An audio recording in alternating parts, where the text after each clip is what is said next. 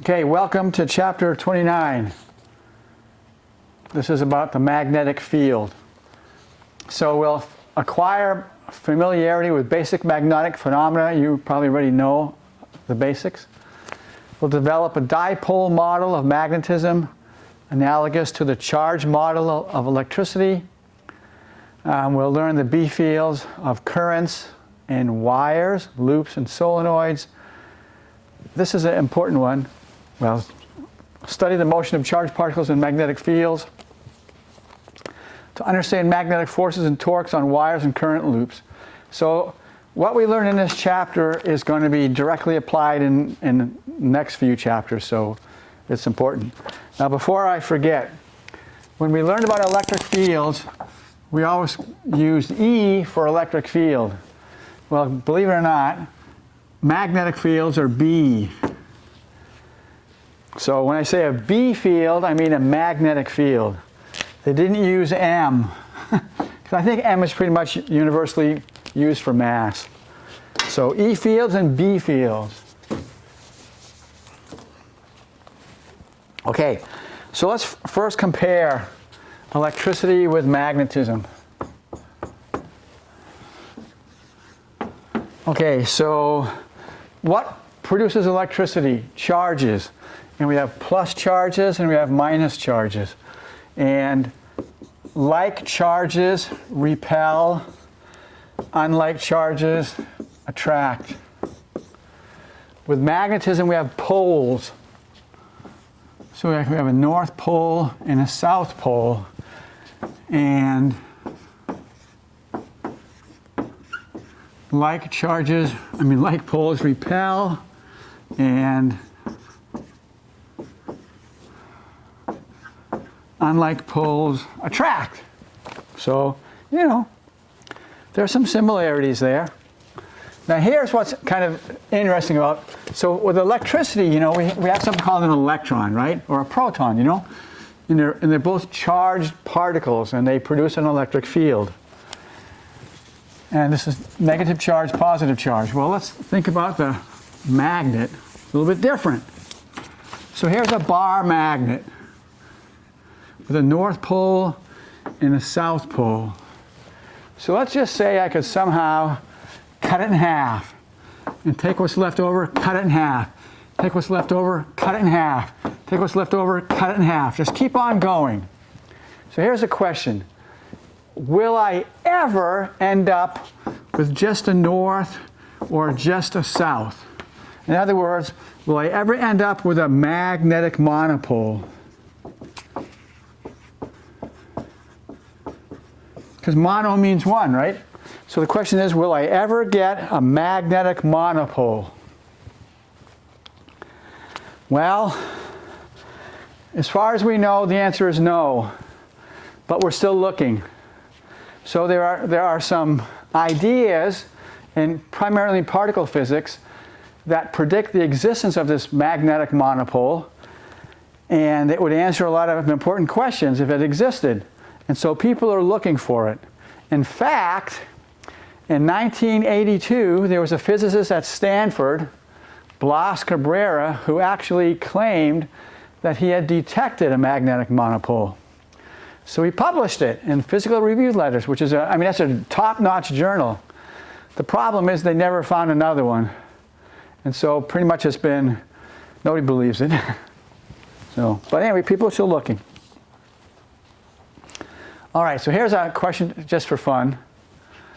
Which one of the following must be located at Earth's north magnetic pole? So pause your video and figure it out and then vote. Okay, so if the Earth, so this is a compass. This is the North Pole, this is the South Pole. Unlike poles attract.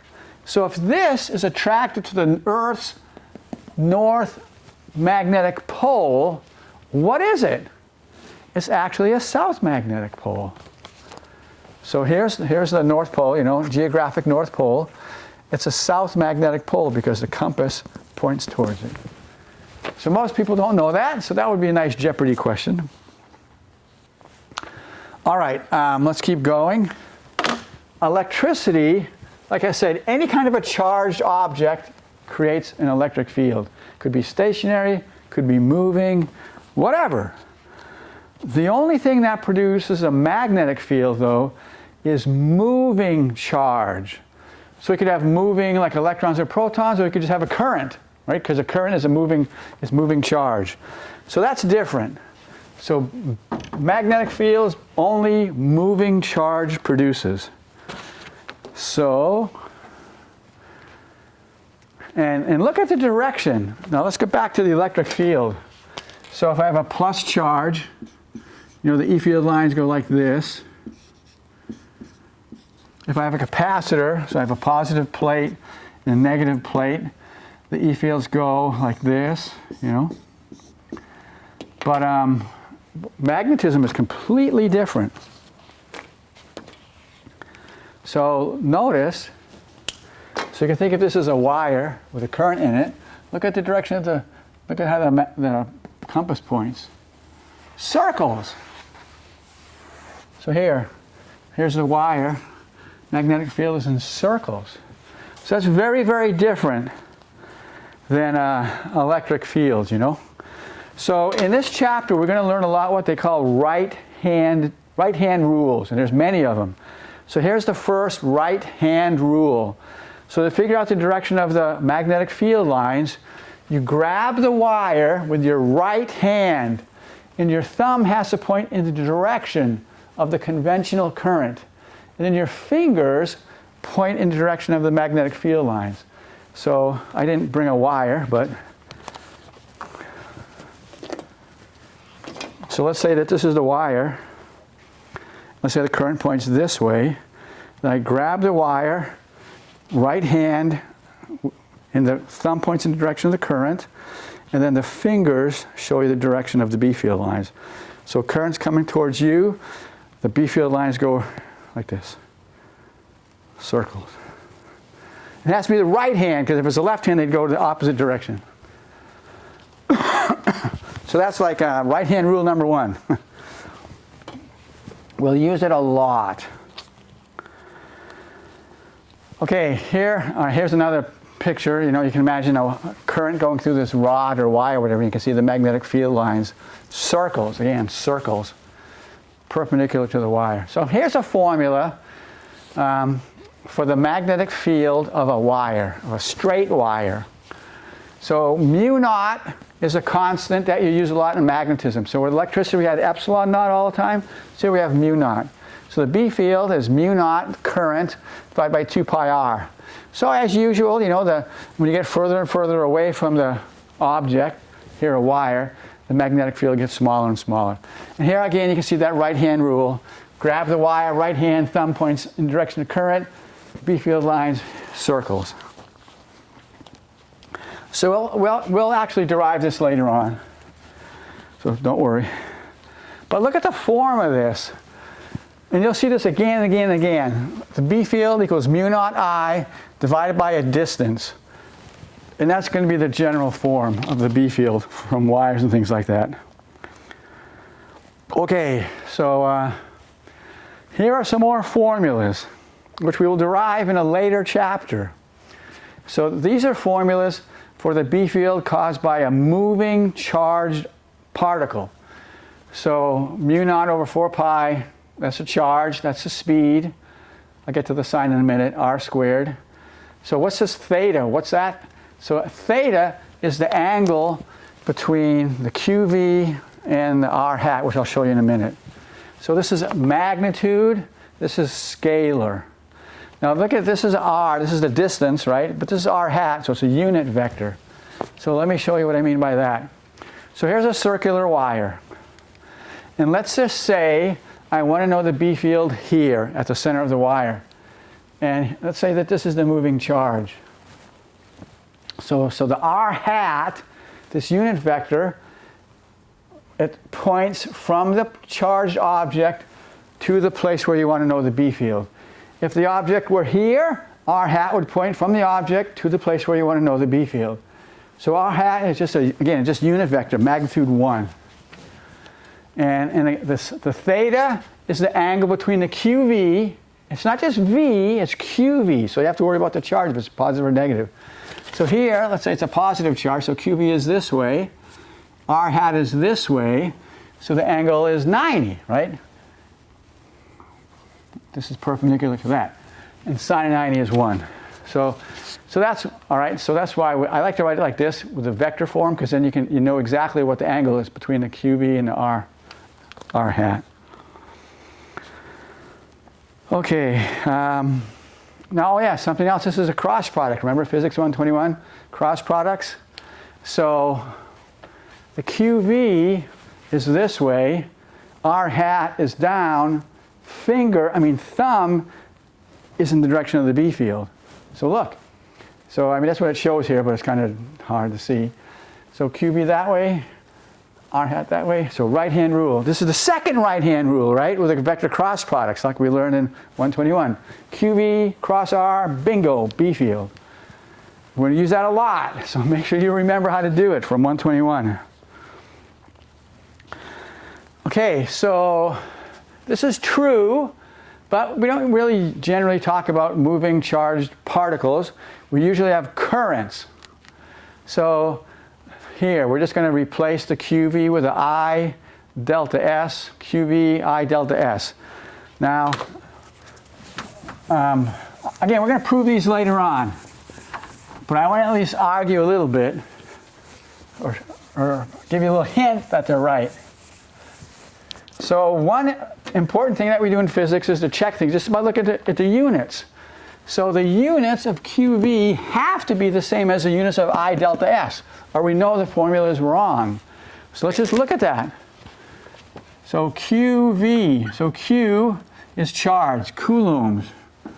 Velocity is meters per second. So we have coulombs meters per second. On the bottom we have I delta S. Well, I is amps, which is a coulomb per second, and delta S is a distance, so it's meters. So once again, we have coulombs meters per second. Now, this does not prove, I didn't prove that this is correct, all right? All I'm saying is, if the units didn't work out like this, we know we're wrong, okay? So at least the units work out, so we hope we're okay, but we are, and you'll see later.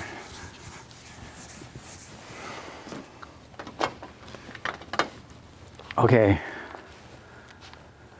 All right, I already talked. Okay, so yeah, we would. So instead of having QV, we would have IDS. And again, right-hand rule, right? IDS, R hat, B field. Okay, so let's get a little practice. Now this one here, we have a charged particle. A positively charged particle moves towards the bottom of the page. We're not going to do all 6, but show the direction of the B field, or if appropriate, write B equals 0. Okay? So these things are squares. They don't look like it to me. They look like rectangles, but they're squares. And this is A on a side. And let's do this one first. So we want to calculate the B field at point 1. And we're going to use, that formula's up there. Okay, so we have the positive charge moving down. So there's the QV. Now the R, remember, R hat points from the object to the place where we want to know, the B field. So R hat points in this direction. So what's the direction between QV, which is down, and R hat, which is up? What's the angle? 180. What's the sine of 180? 0. So what's the B field here? 0. Okay, now let's do another one. All right, so now, let's just do 3 for no good reason, all right? So QV is down, R hat is this way. So what's the angle between QV down and R hat that way? 90. So what's the sine of 90? 1. So there you go, all right? So okay, so just, so the B field is just mu naught over 4 pi, QV, sine of 90, which is 1, and the distance here, right, from the particle to where we want to measure is A. So it's A squared on the bottom. Okay, now let's get the direction. So let's use the first equation to get the direction. So QV is down, so right arm down. R hat is to the right, so R hat's to the right. So the B field is in, right? So the B field here is into the page. Okay. Let's do this one just for practice. QV is down. R hat is from here to there, right? R hat is always from the particle, the particle to where you want to know, right? So R hat starts here, points to the particle. So QV is down. R hat is this way. And you always want your thumb extended. So R hat is that way, B field is this way. So B field in, B field out. Make sure you know those. In the next chapter, you're going to see that the direction of the B field is more important than the magnitude. So you really need to know these right-hand rules. All right. Okay, so those formulas, that's for a moving charge particle. That's for, currents. Those are fine, but under certain circumstances, they're just great. But we also want to calculate the B field of a continuous charge distribution, kind of like what we did with the E fields. So let's talk about that. So with E fields, this is just a reminder. Let's say we had a wire like that, and we want to know the E field here. So we split this thing up into little point particles, right? Little point charges. And then we calculate, and then we just use, the E field of a point charge points that way. Oh, kind of missed. And then we just kept doing this, right? Whatever. And we just added them all together. Remember that? All right, so we just broke it into little pieces and we just added them. In other words, integrated. Well, we're going to do the same thing for magnetic field, but it's going to be less work, which is really nice. So let's do it, okay? All right, so method number one, we're going to say that the total E field is the sum of the little guys. And we just, remember with electricity, we had the total E field is the sum of the little guys. So, we'll do that. Number two, we're going to use something called Ampere's law, which we'll get to, don't worry. And that's analogous to Gauss's law that we had with electricity. All right, so let's do a couple examples. I'm going to prove to you how this is much, much easier than the electric field calculations. And these examples are not in the book. All right. Okay, so I told you we were going to, well, no, I didn't say, forget it. Let's just do this one, all right? I want to know what the B field is in the center of the circle. Okay, and I'm going to say it's a current moving around it. Okay, so first of all, let's get the direction. We already did this, but it's okay. QV cross R, right? So the perpendicular to the plane.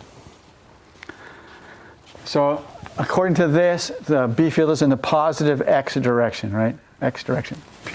All right. Okay, let's do it. So we're going to use the formula. So the tiny B field caused by a tiny piece of wire, dB, is mu naught over 4 pi. And again, the angle between the IDS and the R hat is 90. So sine of 90 is 1. So we have I ds over r squared. Oh, I guess I put a bit big R to match the picture. Okay, so we want the total B field for the entire wire. That's just the sum of the little guys. We can pull out everything that's, what's constant? Everything. Agree? Except for the ds. So mu naught I over 4 pi r squared integral of ds. And this is for a circle, right? This is we're adding up all these little tiny ds's around the entire circle. Well, this is a sum. Integral is a sum. So what's the sum of all the ds's? It's just circumference, right? So we just have mu naught I over 4 pi big R squared. And then the integral is just the circumference. just 2 pi big R. Okay, so this R kills that. Pi, 2. So we're just left with mu naught I over 2R. So you have to admit, isn't that a whole lot easier than those electric field calculations we did a long time ago? So that's how you do it, all right? Okay, yeah, let's do it. Okay, here's another example. Oh, I forgot to say one thing. So this is called 1 turn of wire. Now, you know, if I wanted a really strong magnetic field at this point, I wouldn't just have 1 turn, I would have many.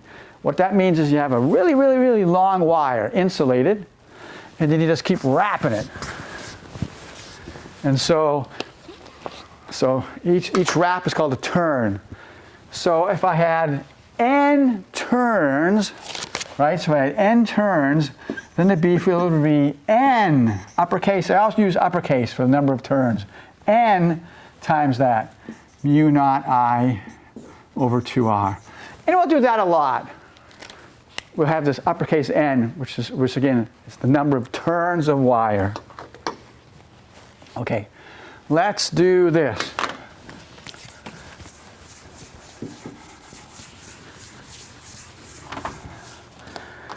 Okay, so here, this is just an arc, right? It's not a full circle, it's just an arc. And this is just as an example, right? Just an arc of wire. And for whatever reason, we want to evaluate the B field right there. Okay, so let's do our little right-hand rule. So we have IDS. So that's this way. So IDS is like this. R hat this way. So IDS, R hat this way, B field this way. Okay. So the B field points out of the paper. All right, now what's the angle?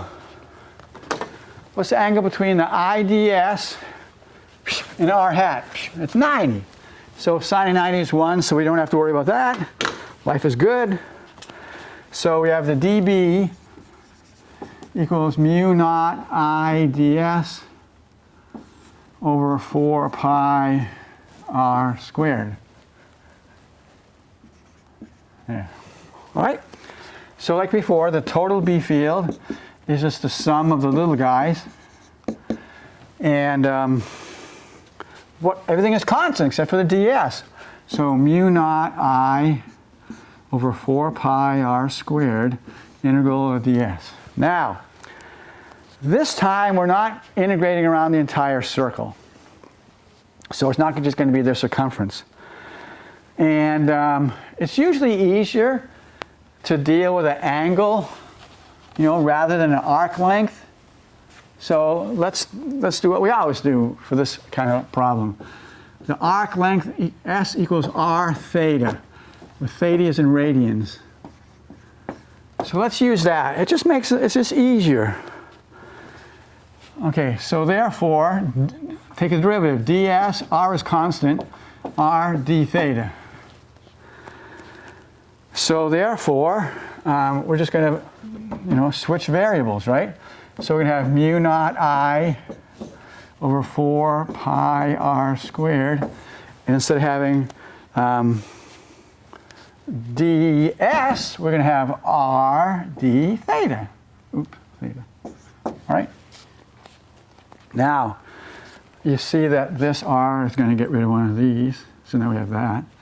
And it's just an arc, right?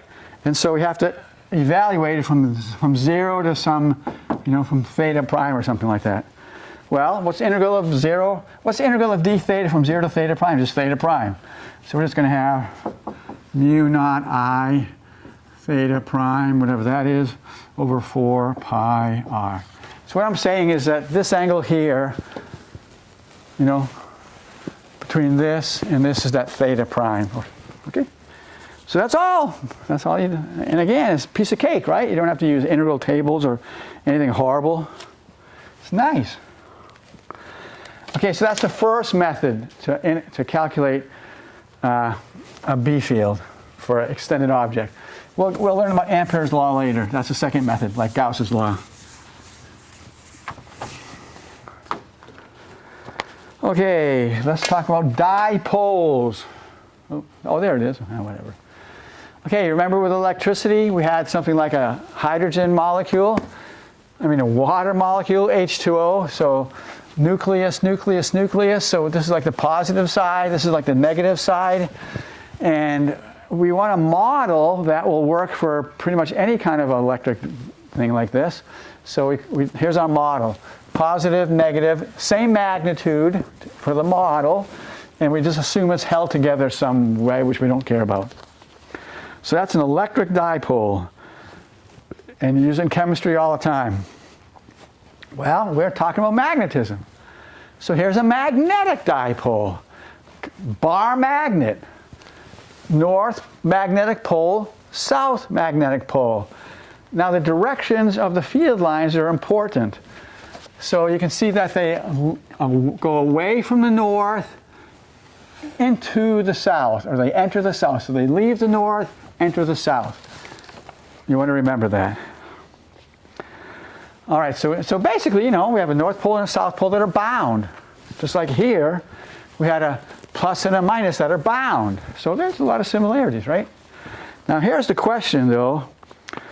How, okay, I know I can make a magnetic dipole by just getting a bar magnet, but let's say I don't have a bar magnet. Let's say I have a piece of wire. How can I make a magnetic dipole with a piece of wire?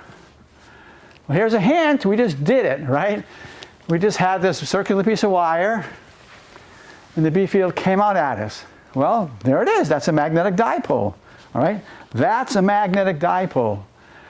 So all you have to do to make a magnetic dipole is have a circular piece of wire with a current in it. Because like we just saw, let's say that this is the wire. So the B field here is this way, and behind the screen it's this way, So it's just a magnetic dipole. All right? So this wire creates a magnetic field that's identical to the magnetic field of the bar magnet. And that's how, right? And that's all there is to it. Really. Okay. Now, so here's the picture, right? So here's the wire with the current, and it has cross-sectional area A. Now, back in the electric field days, so here's a dipole, electric dipole, positive Q, negative Q, and we're assuming it's held together, or it's a unit, right? And we said there's something called the electric dipole moment, P. It points from the negative to the positive. And we said that the electric dipole moment was Q, the magnitude of this or that, right? Q times the distance between them. So that was the electric dipole moment, and we used it for certain things. And they use it a lot in quantum physics. Okay, so that's the electric dipole moment, right? Just the magnitude of one of these guys times the distance between them. Well, in magnetism, it's somewhat similar, charge distance. So for magnetism, we don't have charge distance, we have current. But we don't have distance, we have area, right? Because this is going in a circle. So the magnetic dipole is the current times the cross-sectional area. And if we have more than one turn, you multiply it by uppercase N. So for just one turn, it would just be IA. For N turns, is NIA. So that's magnetic dipole moment. And we'll use it, don't worry. We'll use it later on. And the direction is south to north. So yeah, we'll use it later on. Okay. So this is just review, right? These magnetic field lines go in circles. All right, let's talk about Ampere's law. So once again, what creates a magnetic field? A current. And these B field lines circle around the current in that manner. So Ampere, he used all that information, and he came up with something called Ampere's law. All right, so the projector is out to get me again. So these rectangles are supposed to be circles. And we've seen that before, right? When we have an integral sign with a circle. Just that this projector doesn't like it. All right, so what is this all about? So let's talk about Ampere's law. Okay, so we have to perform this integral around some kind of a closed loop, right? That's why I put a circle here, right? So we're going to perform this integral around a closed loop. All right, and this integral is equal to mu naught times I through. What does all this mean? Okay, so here is a current that goes in. Here's a current that goes out. Now, we have to do this integral around some kind of closed loop. Well, remember when we did Gauss's law, we just kind of decided on a Gaussian surface, which was completely fictitious, right? And then we calculated the area, surface area, and then added them all up, summed them with integral. Well, this is similar. So we have two wires. Okay? So what we're going to do, we're going to choose a fake loop. So we used to have Gaussian surface, now we have Amperian loop. So here's the important thing.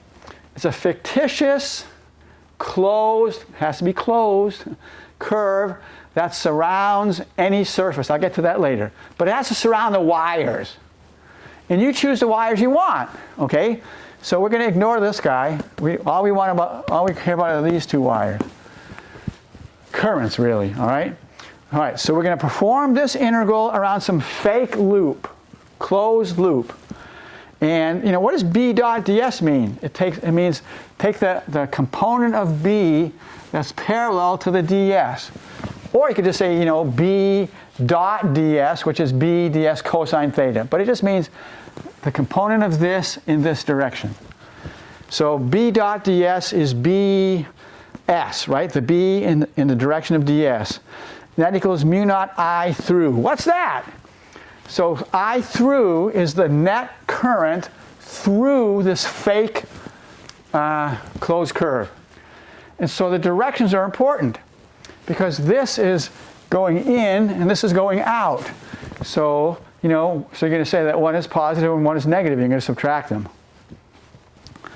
Okay, so I want to talk about this. So it's a fictitious closed curve. All right, fine. And you know, and it has to surround the wires. And again, when you do this here, it only concerns this wire and that wire. We don't care about that wire because it's not inside. Just like with Gauss's law, right? We only cared about the charges that were enclosed by the Gaussian surface. Well, here we care about the currents that are enclosed by the Amperian loop. Now, what I'm going to say now is we're going to use later, all right? So we just kind of store it in your memory bank. The fictitious closed curve, the red thing, has to surround a surface. So what? Well, hold on. Okay, so what's one surface that this loop surrounds? Well, the plane, right? You know, this plane. This is a surface, right? The plane here is surrounded by this red fake loop, right? Well, okay, fine. But it's not the only surface. Okay, so like I say, so this is what we usually say, right?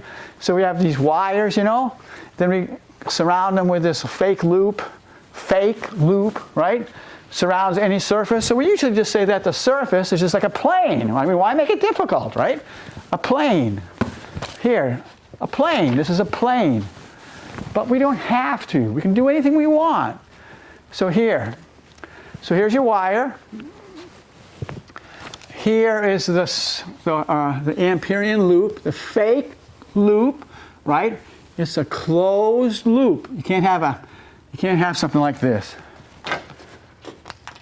So that's a wire. You can't have a loop like this, right? It has to be closed. Okay, so that's closed. We got it. But like it says here, it has to surround any surface. So you can see that this loop surrounds this planar surface, but it also surrounds this cup-like surface. Okay? So Ampere's law works for either S1, this planar surface, or this cup-like surface. And right now you're probably saying, who cares? Well, you'll see later on. This is going to be super crucial. We're going to talk about this, and we're going to come up with a completely brand new current that has nothing to do with the motion of charged particles, but it creates a magnetic field. So that's weird, right? Well, that's how we'll use that when we talk about that. So like I say, just keep it in your head. Now, this is a line integral, and that's nothing new. We've seen that before. Oh yeah, sorry, got to say this first before I get it. So you have to decide on what's positive direction for the current and what's negative direction for the current. So this is how you do it. So there's another right-hand rule. So you decide on the direction you're going to integrate. So let's just say we decide we're going to integrate this way. It doesn't matter, totally up to you.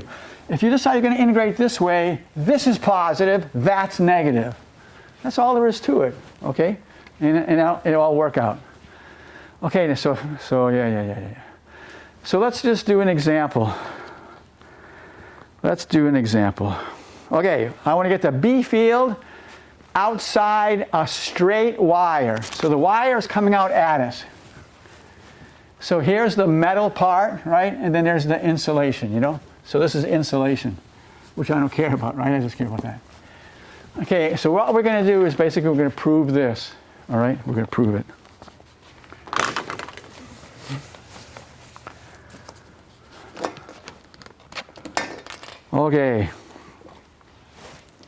Okay, so you know how we were kind of smart when we chose our Gaussian surfaces? Well, we're going to be smart here too. So we sort of recognize the fact that the B field is going to depend on the radius somehow, you know, the distance away from the wire, and nothing else. And so when we make our loop, we're going to make it a nice circle. So the R is this, and we're going to make it concentric with the wire. So the B field along here is going to be constant, right? Because it has the same R. I mean, that's the assumption, same R. So let's do it. So integral B dot ds. Okay, same thing as bs ds, right? The component B in the direction of ds. Now, because of our smart choice of the fake Amperian loop, same R everywhere, so we assume B is constant, so we pull it out. So we have B, if you want to call it S, whatever, integral ds. And what's the integral when you go around a circle? It's a line integral, so we're just adding up all this stuff, right? Just taking all these ds's and adding them up, just circumference. I'm going to get rid of this thing here because, all right. So then we just have B times 2 pi r. And according to Mr. Ampere, this equals mu naught I through. Well, I through is just, pretend this is uppercase I, okay? We want to deal with conventional currents.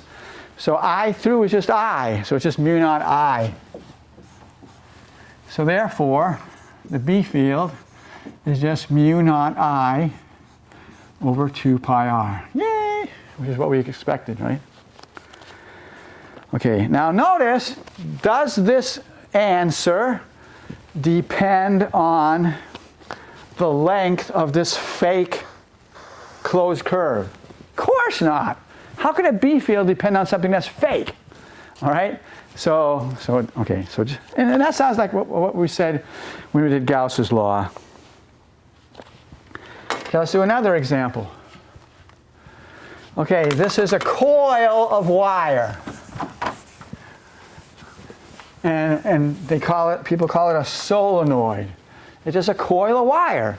But it's just so many ends, you can't just wrap it over it, so it has to be, it has some length to it, right?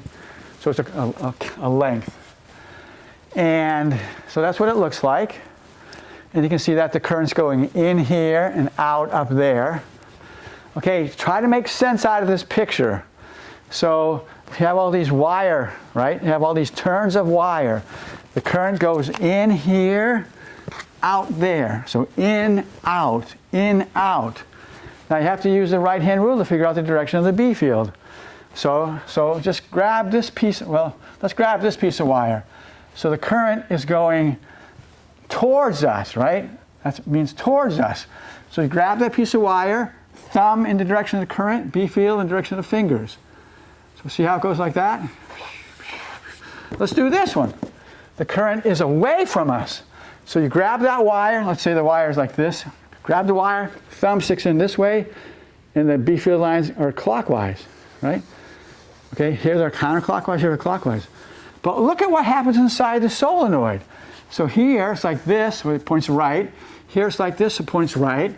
So every single turn of wire will produce B field in this direction. So inside here, you're going to get this incredibly strong magnetic field. On the outside, you're going to have a really weak field. So to keep things simple, we're going to say that for an ideal solenoid, we're just going to assume that the B field here is negligible compared to the B field here. So let's just say 0. So we're going to say that the B field outside is 0, and here it's constant. Kind of looks constant, doesn't it? So you have this really gigantic B field in the middle there. Okay. By the way, that's how you make an electromagnet. You put a bolt or a rod here that has some iron, and then you just put a current on it, and you get this super, super strong electromagnet. If you've ever gone to a junkyard, they use electromagnets to pick up, metallic cars and move them around. There it is. Okay, so let's use Ampere's law to calculate the B field of a solenoid. So this, like I said, this is like a little bit like Gauss's law. When we had to integrate over, like when we had a cylinder, we had to do both end caps and then the barrel. It's similar. Okay, so here's a solenoid, right? Current comes in, current comes out, current comes in. Nice uniform B field inside, B field 0 outside. So we have to choose the integration path, right? The Amperian loop thing. So it doesn't have to be a circle. We can make a rectangle. We can do whatever we want to do. So let's say we have a rectangle. So we here, there, down, okay? So that's where we're going to do our integration path. Okay, so let's do it. So integral B dot ds. So we have 4 sides, we have to break it up, So, and again, don't forget, that's just B, S, ds, right? The component of B in the direction of the ds. Okay, we have 4 sides, so we got to do it. So B, I'm just going to write, I'm not going to keep writing that S. BS from A to B, B to C, C to D, and then D to A. Okay, all right, so we're integrating, we're doing that integral. This integral is this BDS on all 4 sides of the loop. All right, let's do this one, from A to B. Well, from A to B, okay, we're going this direction. The B field is going that direction, so the angle between them is 0, cosine of 0 is 1. So, and it's L long, so that integral is just from here to here, it's just BL. So this is just BL. So I'm kind of skipping steps, right? Let's just do this one long. So integral A to B, B ds. Well, the B field is constant, so I can pull it out.